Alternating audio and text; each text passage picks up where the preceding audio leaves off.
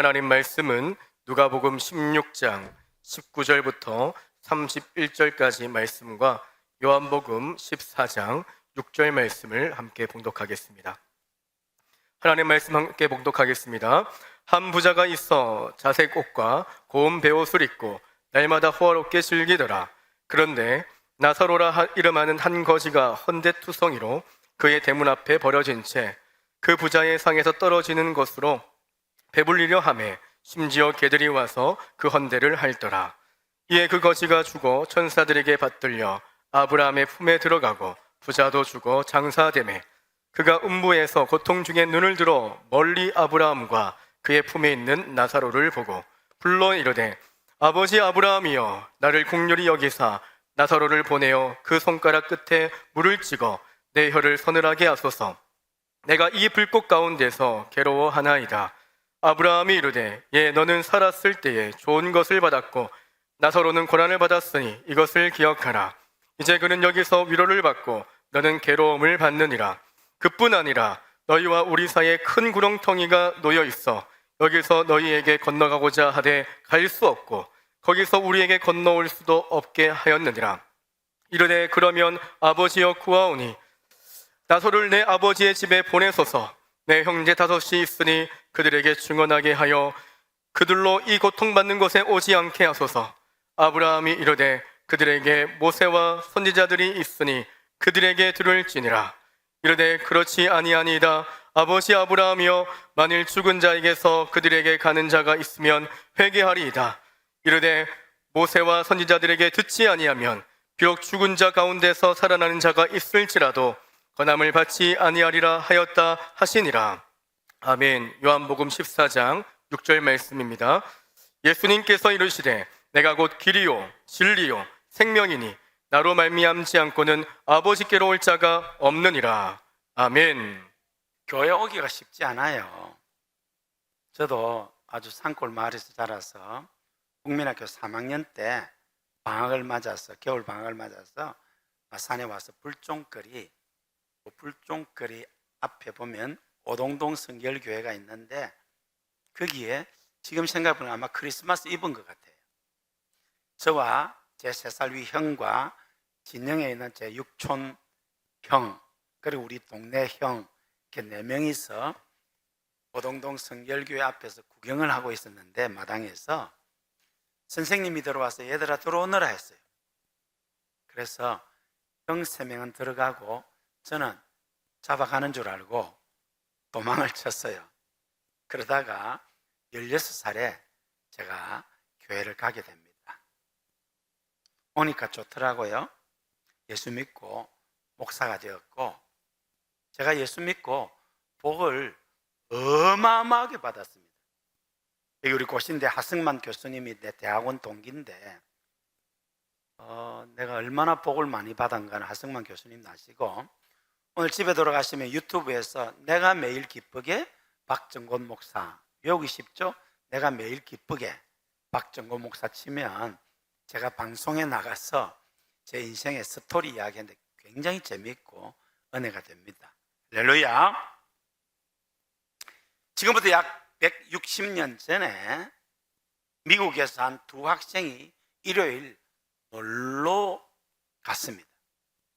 예배당 앞을 지나게 되었는데 예배당 앞에 설교 제목이 있어요. 저는 오늘 사후 세계, 죽음 뒤의 세계라고 오늘 설교하는데 그때 이 교회당에는 죄의 삭선 사망이라는 설교 제목이 붙어 있었습니다. 그래서 한 학생이 야 목사님이 죄의 삭선 사망이라고 하는데 무슨 말씀하시는지 한번 들어보고 가자 하고 한 친구는 야 무슨 소리 하냐 그냥 가자 해서 그러면 너 먼저 가서 있어라 내가 예배 설교 듣고 나중에 갈게 하고 했습니다. 약 30년 세월이 흘러서 1885년 제22대 미국 대통령 당선자를 발표를 했습니다. 그 당선자가 누구냐면은 바로 일요일 날 놀러 가다가 죄의 삭선 사망이라고 하는 설교 제목 보고 교회에 와서 그때부터 교회 다니고 열심히 공부하고 노력해서 이 사람이 대통령이 됐어요. 이 사람이 바로 미국 제22대 클리블랜드 대통령입니다. 교회 안 오고 놀러 간 친구는 어떻게 됐을까요? 궁금하지 않죠? 궁금하시죠? 이 친구는 교회와는 담을 쌓고 그렇게 세상 쾌락을 따라서 때로는 죄를 지으면서 어둠의 길을 가다가 그만 살인죄를 저지르고 사형수가 되어서 감옥에서 자기 친구가 대통령 된 기사를 보고 땅을 치며 부회했습니다. 이번에 미국 트럼프 대통령이 제47대 미국 대통령이 되었죠. 45대에서 46대 떨어지고 47대 대통령이 되었는데 미국 역사에서 단 두 사람만 그런 사람입니다. 바로 1885년 제22대 클리블랜드 대통령이 23대 떨어지고 24대 다시 대통령이 되고 도널드 트럼프가 45대 47대 대통령이 되었습니다. 오늘 우리 처음 교회 나오신 여러분들, 우리 노래 하나 부르겠습니다. 처음 여러분들 잘 오셨어요? 우리 학생들 잘 왔어요? 여러분들이 지금부터 교회 열심히 다니고 하나님 믿으면 대통령 될 수 있어요. 대통령 되기를 축복합니다. 봄결이 아멘 안 하나? 할렐루야. 여러분 정말 교회 나오면 좋은 일이 있습니다. 잘 될 것입니다. 할렐루야. 우리 국민들에게 많은 사랑을 받았던 노래 가운데 노사연 씨가 부른 만남. 노사연 씨는 이 노래 하나로 국민 가수가 되었죠. 근데 이 가사가 너무 복음적이에요. 이게 은근히 하나님과의 만남을 이야기하는 것 같아요. 우리 다 같이 한번 불러보겠습니다. 가사를 생각하시면서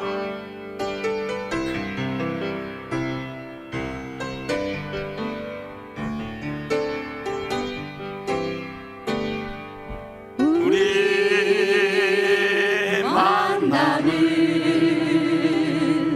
우연이 아니야. 그것은 우리의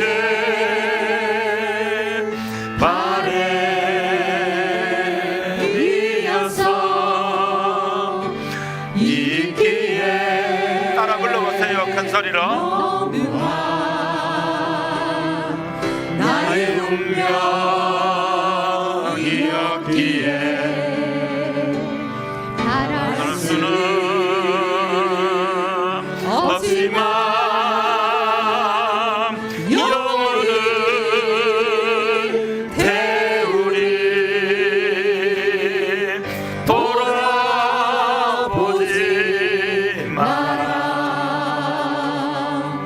후회하지 마라.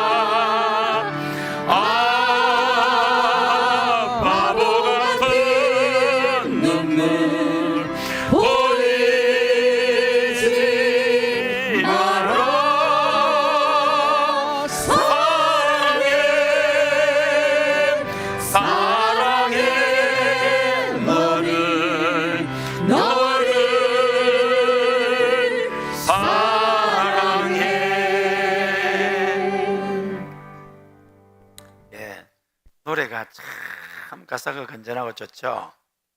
노사연 씨가 몇 해 전에 바램이라는 노래를 불렀어요. 그건 가만히 보면 참 전도하기 위해서 부른 것 같아요. 한번 들어보시기를 바랍니다. 우리가 살아있다는 것은 수많은 만남이 지속되고 있다는 말입니다. 사람이 이 땅에서 태어나 가장 첫 번째 갖는 만남은 부모님과의 만남입니다. 사랑과 기대를 가지고 우리를 바라보시던 부모님과의 만남으로부터 우리는 인생을 시작합니다. 그리고 수많은 만남 가운데 두 번째로 일생을 함께할 배우자와의 만남입니다. 이 사람이라면, 저 여인이라면 행복을 꿈꿀 수 있겠다라고 결혼을 합니다. 한순간 우리를 참 행복하게 하지요.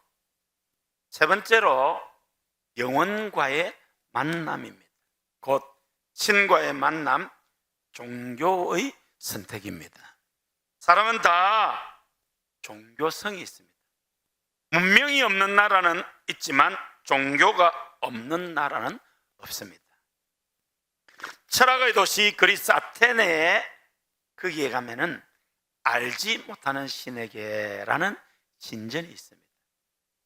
뭔가 의지를 해야 하고 복을 받고 싶은데 그 신이 누군지 모르겠어.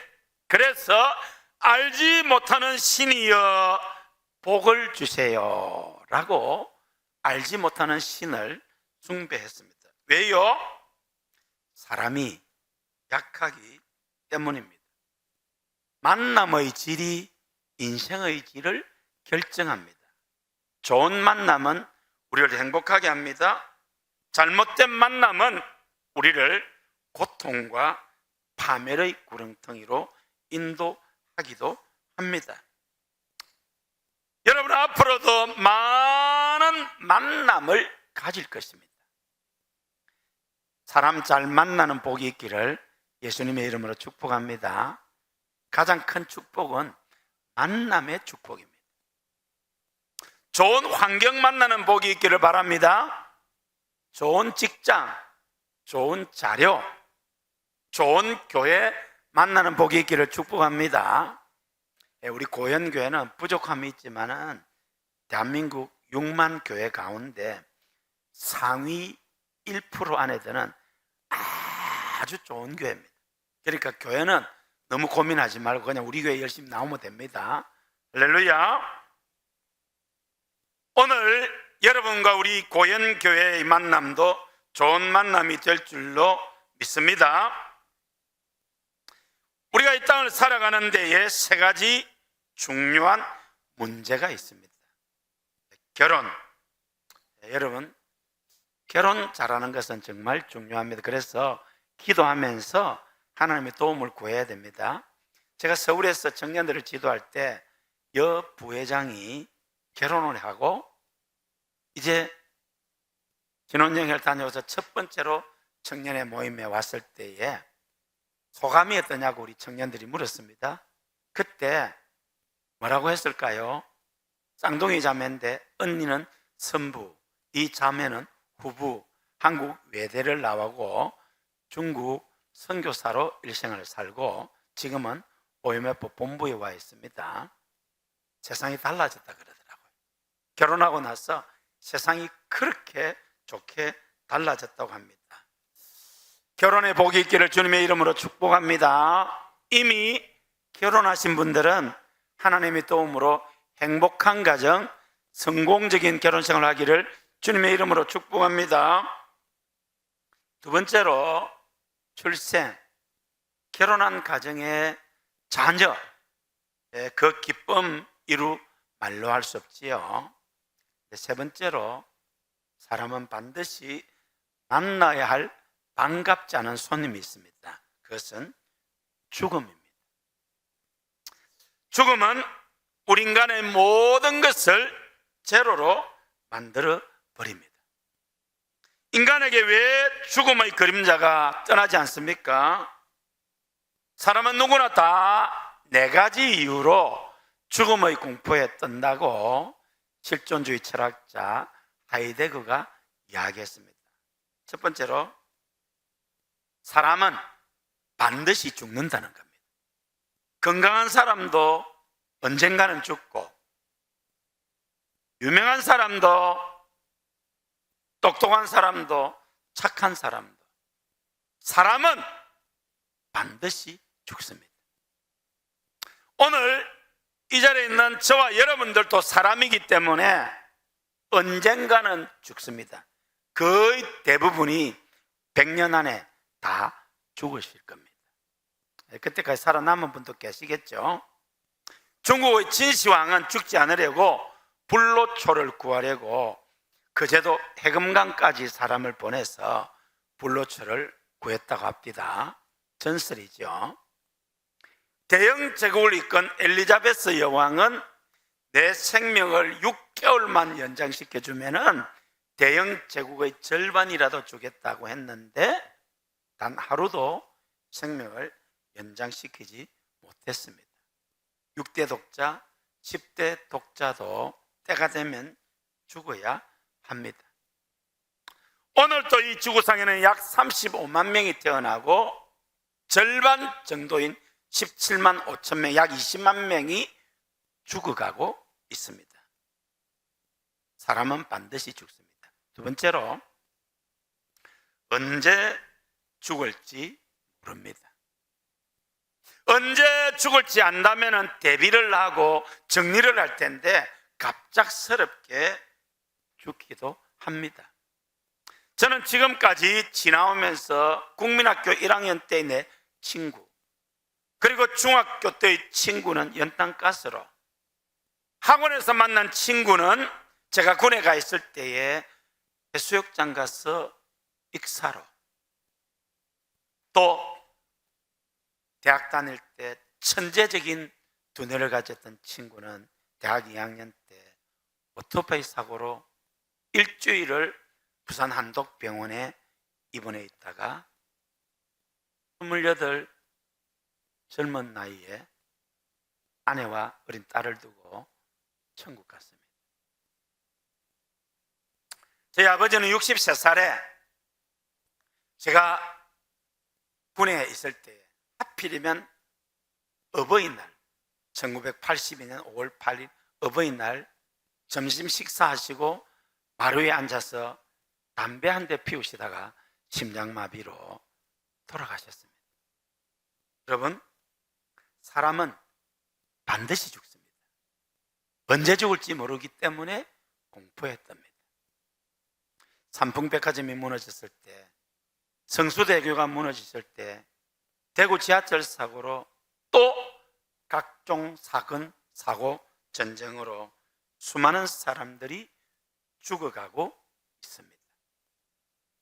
세 번째로, 혼자 죽습니다. 여러분, 아무리 사랑하는 사람이라도 같이 죽을 수 없습니다. 둘이 공동으로 자살을 해도 각각 죽음의 길을 갑니다. 옛날 왕이 죽으면 왕비와 시종들을 같이 산채로 묻었습니다. 순장이라고 하지요. 천하의 악법입니다. 그런데 따로 죽습니다. 여러분, 군대 생활이 힘듭니다. 군인들이 나라를 지키기 때문에 우리가 이렇게 편안하게 삽니다. 군인들을 만나면 꼭 커피나 밥값이나 용돈을 주세요. 군인들 때문에 우리가 이렇게 사는 것 아니겠습니까? 저도 강원도 철책에서 군대 생활을 했는데요, 너무너무 힘들더라고요. 그런데 무사히 만 33개월을 그 고된 훈련을 다 마치고 전역했습니다. 예비역 병장입니다.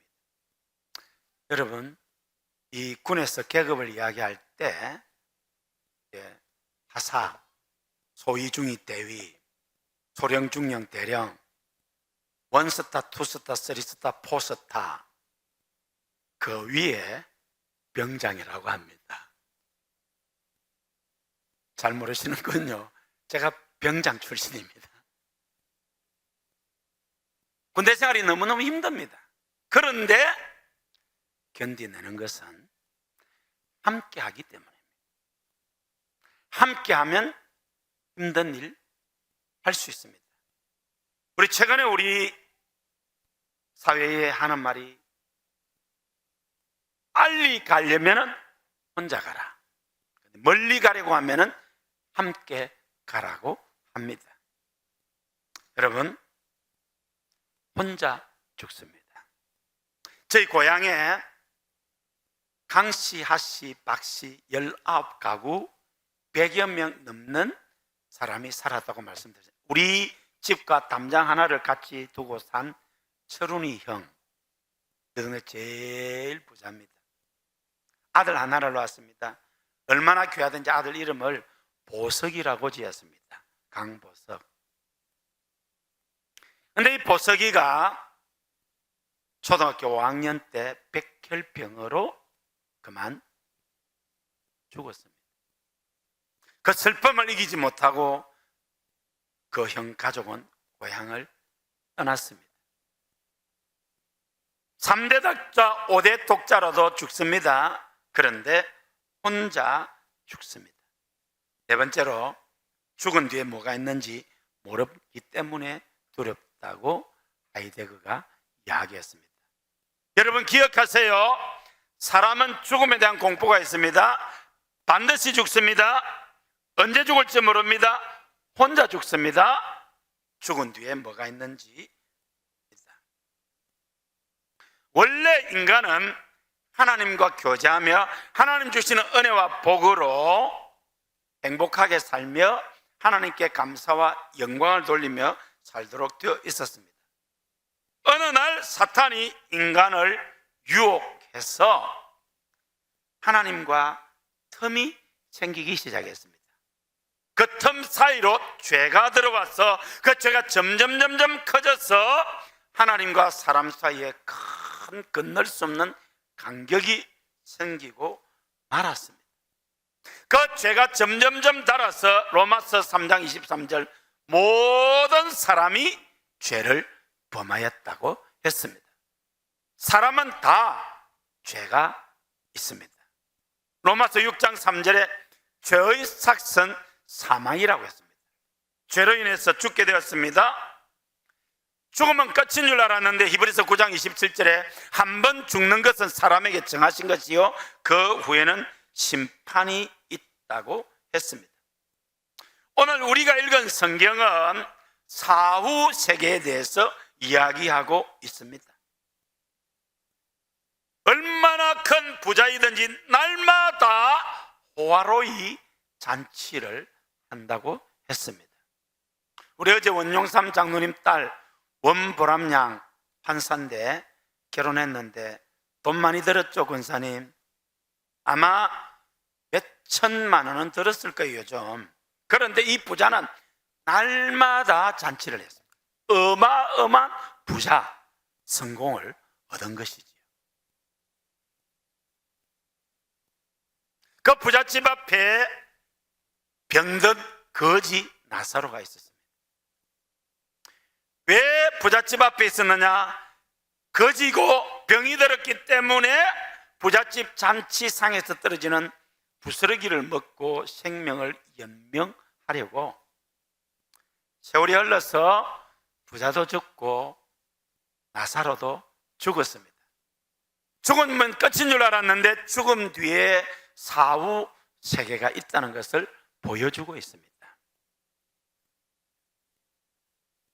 여러분, 우리 모두는 어머니 뱃속에서 약 10개월 동안 살다가 이 땅에 태어납니다. 이 땅에 태어날 때 약 80년, 100년 사는 이 세상에 있을 것이라고 아무 태아도 생각 못했습니다. 어머니 복 중에서 그렇게 생각하신 분 있으세요? 없죠? 없습니다. 그런데 태어나 보니까 80년, 100년 사는 인생이 있습니다. 마찬가지로 우리가 80년, 100년 살고 언젠가 죽을 때에 영원히 사는 사후 세계가 있음을 믿으시기를 바랍니다. 지금 이 땅에는 약 250개국이 있습니다. 근데 죽고 난 뒤에는 두 나라만 있습니다. 하나는 천국, 하나는 지옥입니다. 지옥, 뜨거운 불꽃 가운데서 한 방울의 물도 마실 수 없고 죽고 싶어도 죽을 수 없이 영원히 형벌받는 곳이 지옥입니다. 절대로 지옥에 가서는 안 됩니다. 지옥에는 네 가지가 없습니다. 첫째로 지옥에는 희망이 없습니다. 러시아의 문호 푸스킨은 생활이 그대를 속일지라도 슬퍼하거나 노여워하지 말라, 참고 기다리면 좋은 날이 올 것이라고 희망을 가지라고 했는데 지옥에는 어떤 희망도 없습니다. 두 번째로 지옥은 자유가 없습니다. 내게 자유가 아니면 죽음을 달라고 했지요. 베너라는 그 영화를 보면은 그 건장한 노예들이 발에 쇠사슬이 차여서 배 밑창에 가서 노를 젓습니다. 적과 싸움에서 그만 이 군함이 격침해서 이제 바다에 빠져가게 됩니다. 그 건강한 노예들이 꼼짝없이 바다에 수장됩니다. 왜? 쇠사슬이 채여서 자유가 없기 때문에 물에 빠져 죽습니다. 그때 그 부대의 지휘관이었던 사람이 베너의 쇠사슬을 풀어주고 베너가 그 장군을 살려내고 양아들이 되죠. 베너 영화도 보시고 한번 책도 보시기를 바랍니다.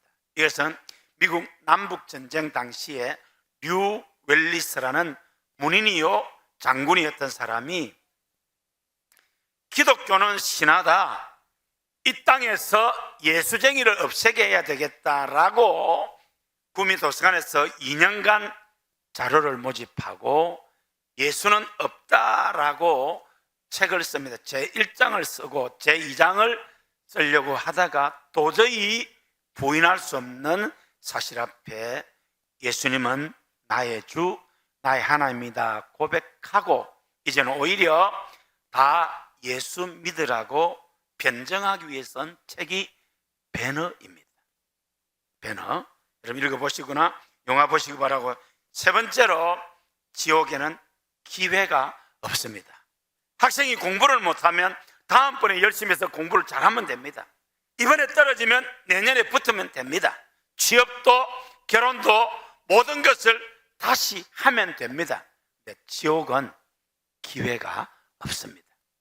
살아있을 때 예수 믿어야 합니다. 마지막으로 지옥에는 비상구가 없습니다. 여러분, 1993년 청주에 있는 서울정신병원에 불이 났습니다. 그때 그 화재로 34명, 제 기억에 34명입니다. 화재로 목숨을 잃었습니다. 거기는 건강한 사람도 있고 젊은 사람도, 학생도 있고 나이 많은 사람도 있습니다. 여러분, 정신병원에 입원해 계신 사람들이 24시간 이렇게 머리가 돌지 않습니다. 어쩌다가 그걸 자제하지 못해서 병원에서 도움을 받는데 가끔 과격한 행동을 하기 때문에 창문마다 쇠창살을 해서 탈출을 못하게 합니다. 저녁에 퇴근할 때는 철문으로 밖에서 문을 잠그고 퇴근해 버렸습니다.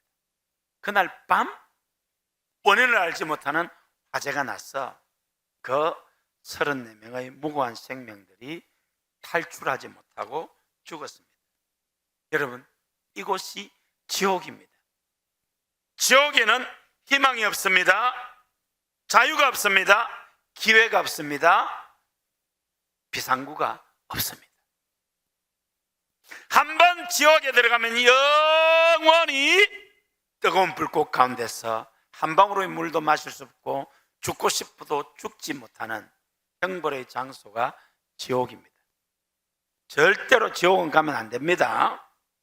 원래 사람은 하나님의 은혜와 복 속에서 행복하게 복을 누리며 장차 천국 가도록 살게 되어 있었는데 죄로 말미암아 이제 지옥 가게 되었습니다.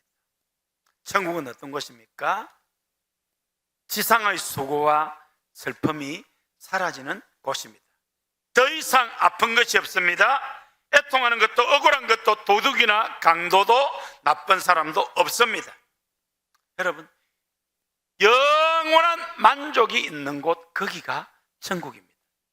더 이상 기쁠 수 없이 기쁜 곳, 더 이상 좋을 수 없이 좋은 곳, 그것이 천국입니다. 우리는 반드시 천국 가야 합니다. 우리 옆 사람하고 이야기합시다. 천국에서 만납시다. 천국에서 만납시다. 여러분, 천국에서 만나려고 하면 어떻게 해야 할까요? 죄 문제를 해결해야 합니다. 죄 문제. 사람이 천국 들어가지 못하는 것은 죄 문제를 해결하지 못했기 때문입니다. 사람이 지옥 가는 이유도 죄 문제를 해결하지 못했기 때문에 지옥 갑니다. 여러분, 그런데 무슨 수로 죄 문제를 해결합니까? 공부 잘하면 죄 문제 해결할까요? 천만의 말씀입니다. 노벨 과학상을 받아도 못 갑니다. 유명한 사람이 되면, 착한 사람이 되면, 나이가 많으면, 예쁘면, 아니요. 사람으로서는 죄 문제를 해결할 길이 없습니다. 그래서 우리를 사랑하시는 하나님이 독생자 예수님을 이 땅에 보내주셨습니다. 하나님이 세상을 이처럼 사랑하사 독생자 예수님을 이 땅에 보내주셨으니 이는 누구든지 예수님을 믿으면 하나님의 자녀가 되고 멸망하지 않게 하신다고 하셨습니다. 할렐루야. 예수님 믿으면 죄 문제 해결받고 천국 가게 되는 것입니다. 여러분 다 예수님 믿고 천국 가기를 바랍니다. 여러분, 지옥 가기 위해서 사람이 해야 할 일이 있을까요?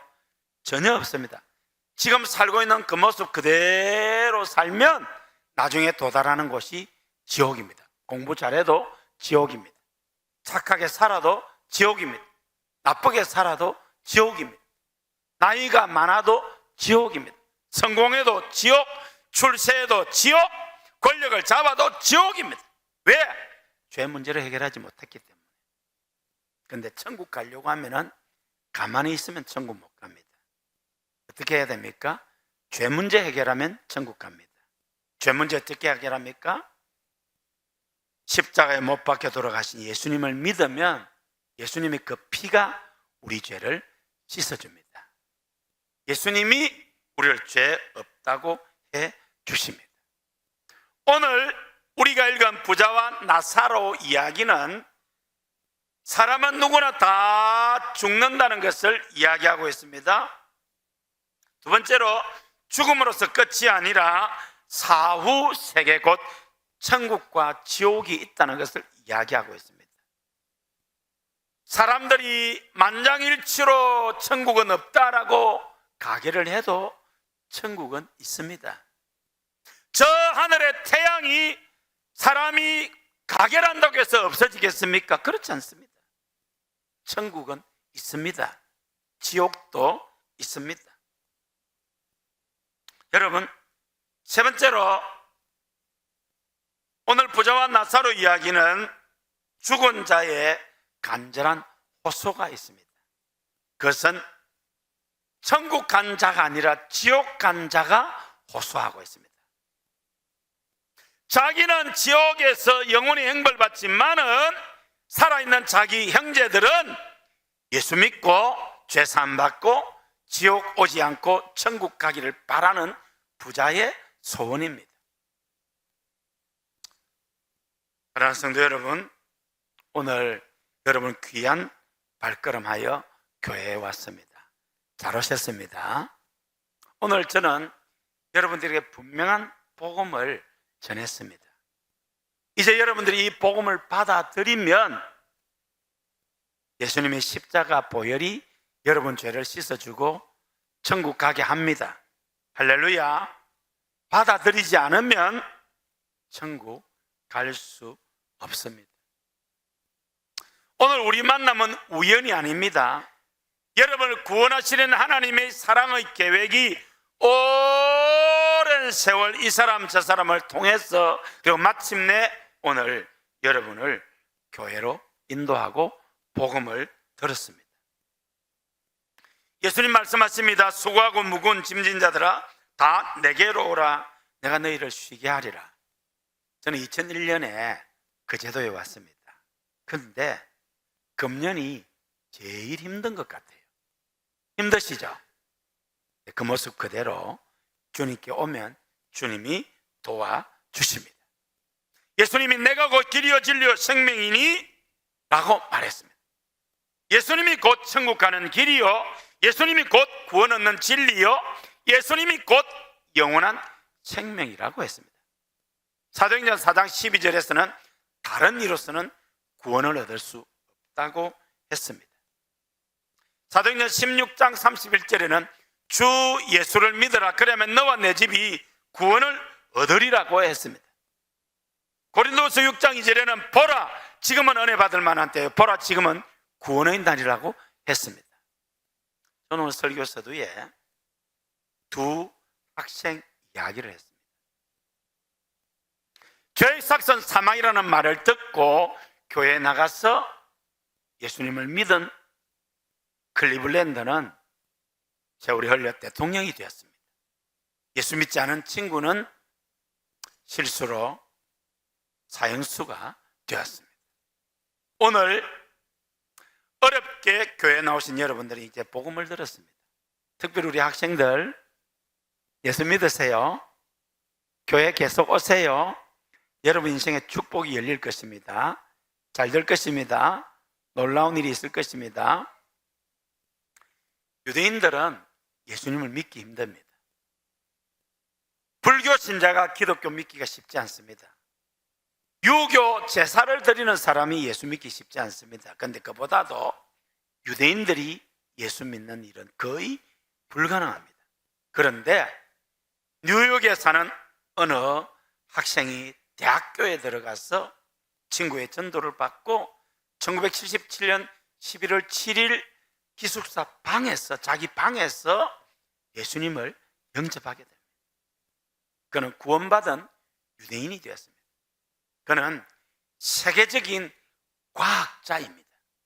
이분 영상을 한번 보시겠습니다. I got my PhD in the field of organic chemistry, postdoc at Stanford University. Joined the group of a man who was going to win a Nobel Prize in chemistry. Voted one of the top 50 most influential minds in the world. I was a visiting scholar at Harvard University. I've spoken at every major university in this country, have over 650 research publications, voted the R&D magazine Scientist of the Year. I'm in the National Academy of Inventors. I'm a member of the American Association for the Advancement of Science, over 120 patents. Started 7 or 8 companies. We work in areas that range from medicine to material science to electronics, computer memory, medical devices. We work across a broad range of areas. But more than any of that, what means the most to me is that I'm a Jew who believes that Jesus is the Messiah. I grew up just outside of New York City. I thought everybody was Jewish. I didn't even know that there was anything else.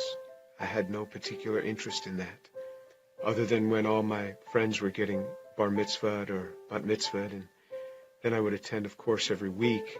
There was never really any excitement for me. I remember once I even tried to talk to a rabbi. He just brushed me off. There was very little explanation for me. I remember when I went to college, I started meeting a number of people that said that they were born-again Christians, which was sort of an odd term. What's born again? What do you mean, born again? One person saw me in the laundry room. He said, "Do you mind if I give you an illustration of the gospel?" And I remember we sat there and he actually started to draw a picture. A cliff with a man on one side, and he drew a little man, and then another cliff with God on the other side. And a big chasm in between that he labeled with sin. I looked at him, I said, "I'm not a sinner. I've never killed anyone. I never robbed a bank. How could I be a sinner?" And he had me read a verse from the Bible. For all have sinned and fall short of the glory of God. In modern Judaism, we never really talked about sin. I don't remember ever talking about sin in my home. So he turned to another passage. Jesus said, I say to you that everyone who looks upon a woman with lust for her has already committed adultery with her in his heart. Pow! I felt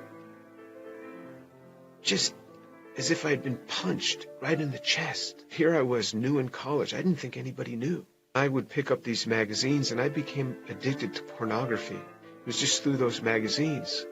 And all of a sudden, something that's written in the Bible, somebody who lived 2,000 years ago is calling me out on it.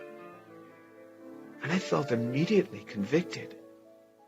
And that now I realized I was a sinner. When I read in the scriptures what sin is, then I knew I was a sinner. How am I going to get to God? We Jews know this better than anyone else. Without the shedding of blood, there is no forgiveness of sin. This description in Isaiah 53 of how he will bear upon himself my sin, the things that I had done. And this was him. This was the man that took this upon himself on the cross. The perfect God comes and gives himself for us. He is the one that gives himself for us. I started to realize how Jewish the New Testament is. This book is so Jewish. The New Testament is so Jewish. It's all around Jewish people. And then on November 7th, 1977, I was all alone in my room. The realization that Yeshua is the one who died on the cross. And I said, Lord, I am a sinner. Please forgive me. Come into my life. And then all of a sudden, someone was in my room. And I opened my eyes. I was on my knees. I opened my eyes. Who was in my room? That man, Jesus Christ, stood in my room. This amazing sense of God. Jesus was in my room, and I wasn't scared. All I started doing was just weeping. The presence was so glorious because he was there in my room on that day. And I didn't want to get up. And this amazing sense of forgiveness just started to come upon me. That was him. Finally, I got up. I didn't know what to do. I didn't know who to tell. Here's this Jewish kid from New York City. What am I going to say? My cousins were shocked. How could you do that? You're Jewish. Telling my mother how I had invited Jesus into my life. She didn't say much. She was weeping. She told my father they weren't happy at all. And she said, I don't blame them for killing Jesus after the things that he said. Who is he to come against these religious leaders that have dedicated their lives to helping people and to tell them that they are whitewashed tombs? Who is he, this young man in his 30s, to say this to these scholars? He got what he deserved. And my mother's a very deep, pensive, careful reader. She read from Genesis right on through the Tanakh, the whole thing. When she got done, I said, what did you think? She said, God warned us over and over again. He warned us. When my daughter was about 15, my mother and father came to visit us. At one point, my mother went into her room for several hours. She came out. She said, what a young girl you have. She talked to me for a long time. She started reading the Bible again, both the Old and the New Testament. One day, not long after that, she called me on the phone at the age of 72. She said, Jimmy, you wouldn't believe what happened. I said, what happened? She said, I was just reading. And it hit me. It hit me. The way he gave his life. I believe it now. Jesus is the Son of God.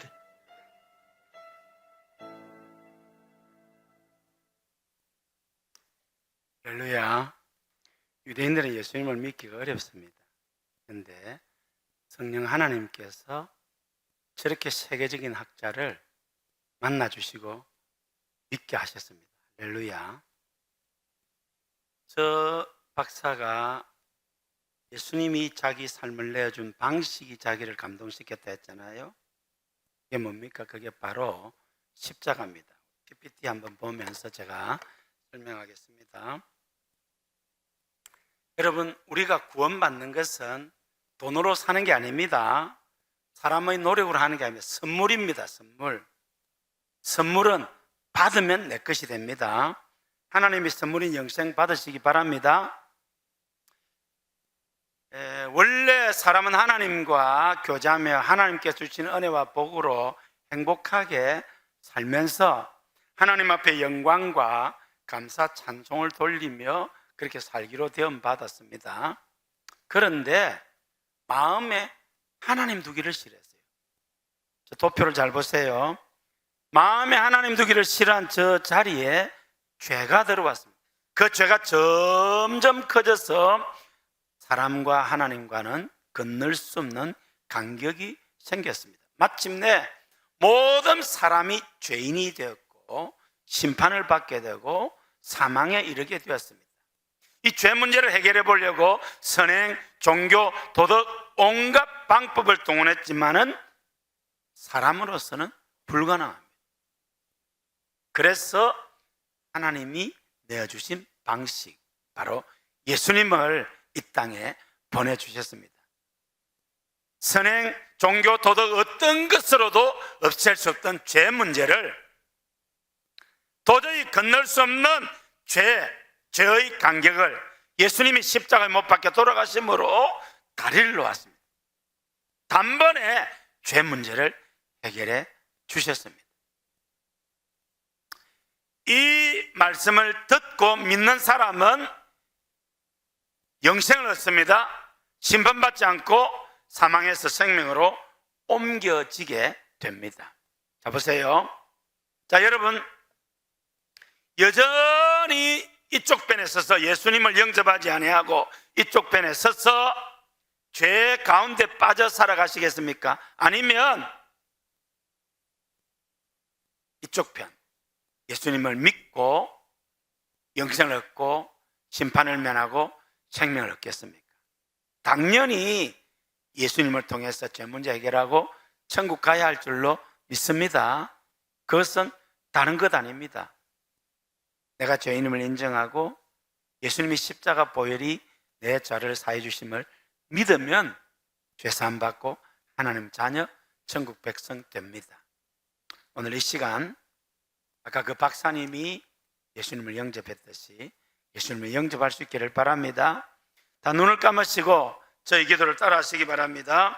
주 예수님, 저는 죄인입니다. 죄로 말미암아 지옥 형벌 피할 수 없는데 예수님 십자가 죽으심으로 예수님 흘리신 피가 나의 죄를 사하고 예수님 십자가를 통해 천국 가는 길을 열어주심을 감사합니다. 저는 죄인입니다. 지금 저는 제 마음문을 열고 예수님을 나의 구세주, 나의 주인으로 모십니다. 저희 죄를 사해 주시고 저의 이름을 하나님의 생명책에 기록하여 주옵소서. 지금부터 천국 갈 때까지 함께하여 주시고 인도하여 주옵소서. 예수님의 이름으로 기도드립니다. 아멘.